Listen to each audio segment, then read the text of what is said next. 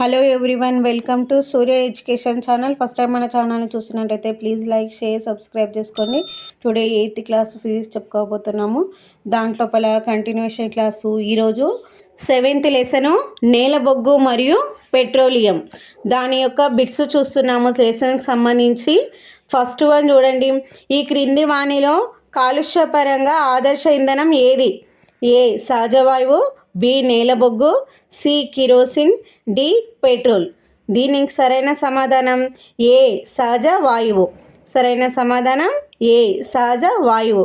Second one చూడండి. బొగ్గులో ముఖ్య అణుఘటకం A carbon, B oxygen, C గాలి, డి నీరు. దీనికి సరైన సమాధానం A carbon. Next third one చూడండి.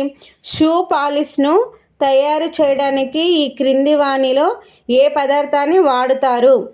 ఏ పారాఫిన్ మైనం, B petroleum, C diesel, D lubricating నూనె.